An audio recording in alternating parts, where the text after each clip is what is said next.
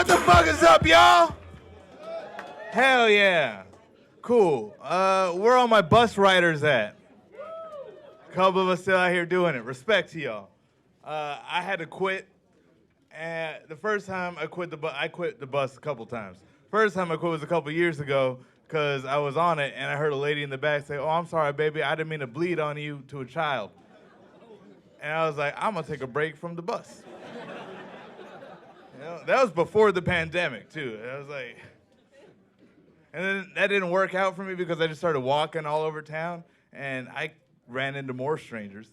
This one guy caught me on the street one day. He was like, "Hey, brother, let me get a cigarette." And I said, "Oh, I'm sorry, I don't smoke." And he's like, "I didn't ask if you smoked. I asked you for a fucking cigarette." And then my brain shut down for about 30 seconds because I had to process that information. And then when it finally rebooted, it was like, yeah, he's right. That wasn't the question at all. Who are you to just start talking to a stranger like that, Kevin? But more recently, I decided, you know what, I'm going to give this bus thing a shot because I wanted to go to a function where I was going to drink. And so I didn't want to drive. So I was at a bus stop, minding my business, doing what people at bus stops do, scroll through their phone, you know. And then I got stopped by two cops. The two cops just rolled up on me like, "Hey, what the fuck are you doing here, pal?" And I was like, "Oh, I'm waiting for the bus." And they did not like that answer. They're like, "Oh, smart guy, huh? Well, awfully convenient for you to be here. We got a call from someone in the neighborhood said they got their phone stolen by someone who fits your description." And I was like, "Oh, really?" They're like, "Yeah, we're looking for a black male with a phone." And I was like, "Well, God damn it. You fucking found one." Whoops. I've been driving a lot more, and I feel like I've been noticing way more student driver bumper stickers on cars lately. I don't know if anyone else has felt like there's a conspiracy going on, because I'm pretty sure most of these people are not student drivers. The other day I got cut off by a car and I had student driver on it, and I got real mad at first. I was like, "What the fuck, you don't cut me off?" And I saw the student driver, so like, all right, I'll let it slide. And then the next block, they fucking perfectly parallel parked, and I was like, that's not a student driver. That's a fucking phony. And I was about to yell at them, but then they put a handicap placard on the car. So I was like, all right, well, I'll just let that go.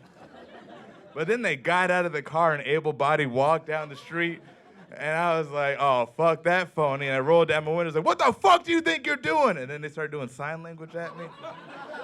And I was like, some battles are best left unfought. You know? I don't know what to believe anymore. I don't want to be a conspiracy theorist, but I feel like I might have to. I got this uncle who is a conspiracy theorist, and he's actually the reason I got vaccinated for COVID. Because years ago, he was very vocal about not doing it because he didn't want a bunch of 5G in his blood. And that's all I needed to hear to go get vaccinated because I want all the internet in my fucking body. Are you kidding me? I called up Verizon as soon as I got the shot. It's like, yeah, you can cancel the whole plan, baby. I'm a walking hotspot at this point. I don't need you.